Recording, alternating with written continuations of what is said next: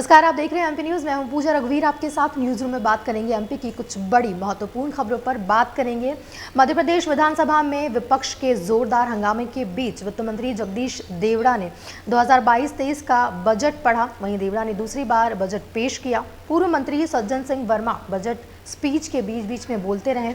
वहीं कांग्रेस विधायकों ने आसंदी तक के सामने जाकर नारेबाजी की। कांग्रेस का कहना था कि एक साल में 5.5 लाख बेरोजगार हो गए हैं। ये कैसा बजट है?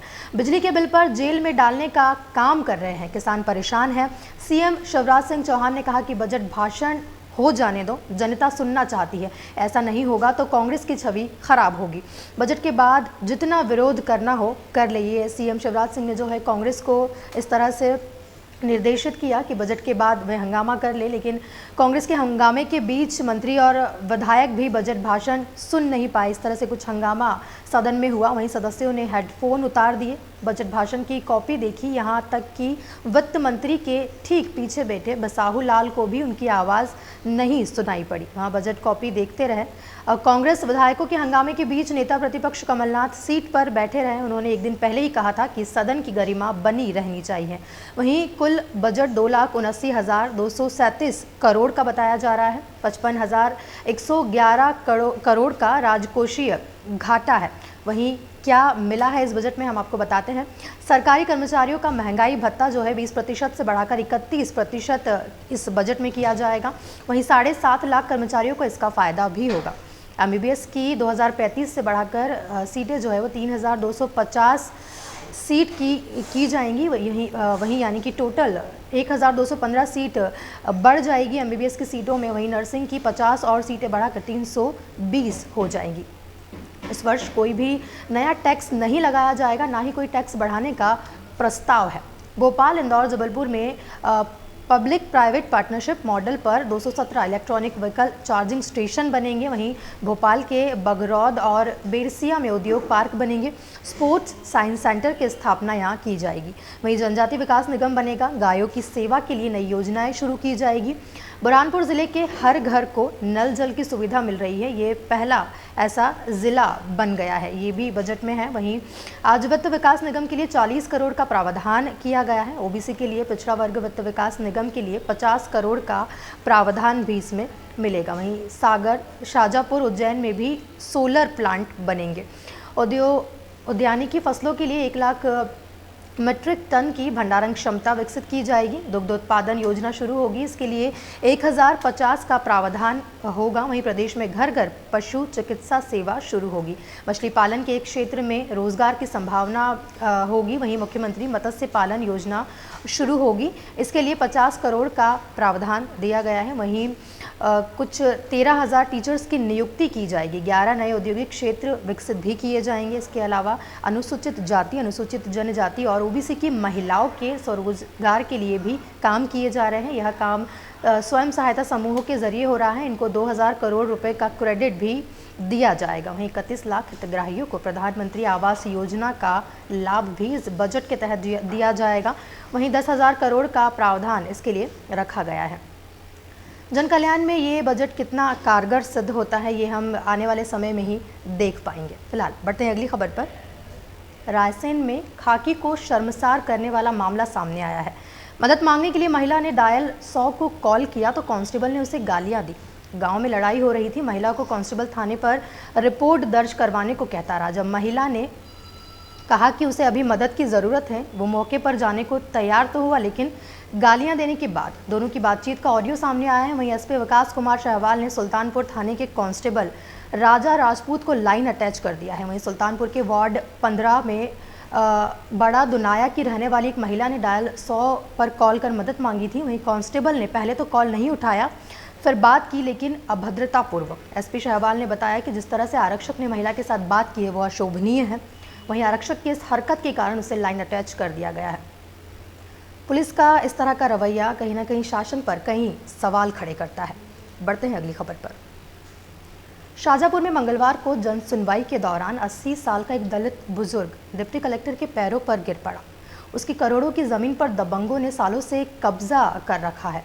हाथ जोड़कर बुजुर्ग ने अधिकारी से ज़मीन का कब्जा वापस दिलाने के लिए विनती की। वहीं अपनी व्यथा सुनाते हुए वो फूट फूट कर रो भी पड़े। उन्होंने कहा कि ज़मीन दिलवा दो, आप ही ज़िले के मालिक हैं। डिप्टी कलेक्टर ने बुजुर्ग को ऐसा नहीं करने को कहते हुए कुर्सी पर बैठने को कहा। वहीं बुजुर्ग को इस प्रकार की से विनती करता देख वहाँ मौजूद लोग भी भावुक नजर आए।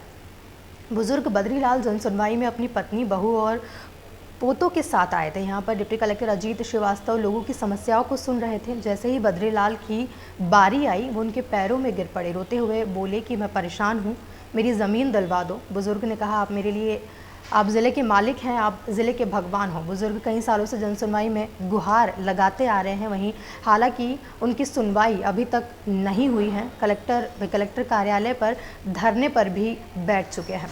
देखने वाली बात होगी कि शासन कब तक बुजुर्ग की गुहार को सुन पाता है। बढ़ते हैं अगली खबर पर। उज्जैन जिले में कुपोषण की रोकथाम के प्रयास कुपोषण का शिकार होते नजर आ रहे हैं। जिम्मेदार भले ही स्थिति में सुधार के कितने भी दावे कर ले, लेकिन वास्तविकता एकदम उलट है। हाल ही में जारी हुई भारत सरकार के NFHS national family health survey की रिपोर्ट में खुलासा हुआ है कि 5 साल में उज्जैन जिले में कुपोषित बच्चों में 5 से 10% से अधिक तक की बढ़ोतरी हुई है। ऐसे में जिले में गंभीर कुपोषित बच्चों में सुधार की स्थिति की रैंक भी 8वें स्थान से लुढ़क कर प्रदेश के 49वें पायदान पर जा पहुंची है। यह हालात भी तब है जब जिले में हर साल बच्चों के पोषण आहार पर कुछ 3.30 करोड़ रुपए से अधिक खर्च किए जा रहे हैं। उक्त रिपोर्ट से जिले के जिम्मेदारों में हड़कंप मचा हुआ है। वहीं लिहाजा विभागीय से लेकर प्रशासनिक अफसर तक इस बदतर होती स्थिति के कारणों को तलाशने में जुटे हुए हैं। ऐसा इसलिए भी कि स्थानीय अधिकारी भले ही स्थिति में सुधार के दावे करें, लेकिन NFHS की रिपोर्ट ही असल में मायने रखती है और स्टैंडर्ड मानी जाती है। वहीं भारत सरकार आर्थिक, सामाजिक व स्वास्थ्य संबंधित ऐसे करीब 150 बिंदुओं पर सर्वे करवाकर रिपोर्ट तैयार करवाती है। बच्चों की सेहत व कुपोषण से जुड़ी यह रिपोर्ट भी उन्हीं में से एक है। बताया जा रहा है कि सर्वे टीम ने जिले के करीब 7,500 बच्चों की सेहत के आकलन के बाद यह रिपोर्ट तैयार की है।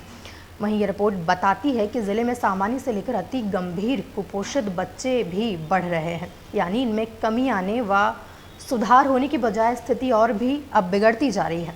दबी जुबान से कुछ अधिकारी स्वीकारते हैं कि जब सामान्य कुपोषित ही जिले में बढ़ते जाएंगे तो अति गंभीर तो बढ़ेंगे ही।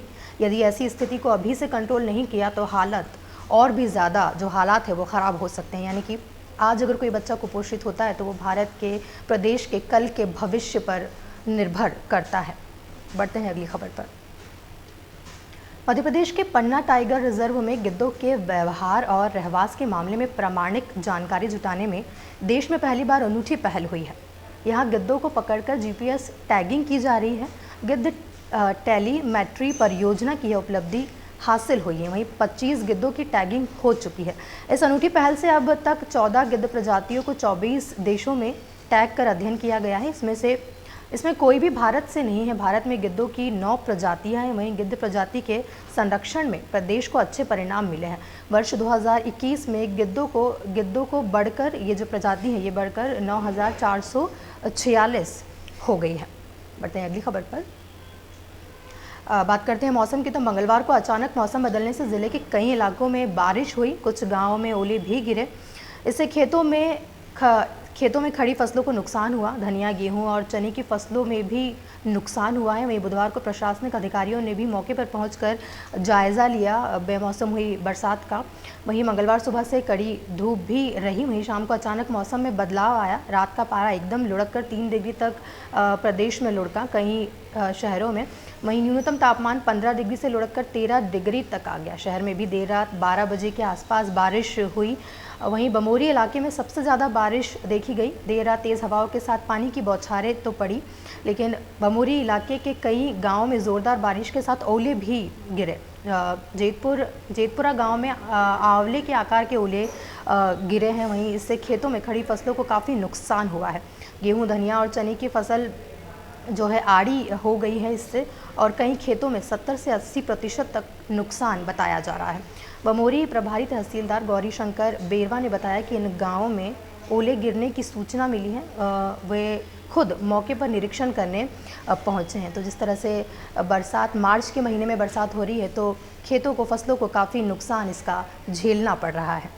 ये थी कुछ महत्वपूर्ण खबरें। बाकी खबरों के लिए आप बने रहे एमपी न्यूज के साथ। नमस्कार। एमपी की नब्ज, एमपी का हाल, मध्य प्रदेश की हर खबर एमपी न्यूज टीवी के साथ। लगातार खबरों के लिए सब्सक्राइब करें हमारा YouTube channel MP news TV. Latest updates के लिए बेल आइकन दबाना जरा भी न भूलें।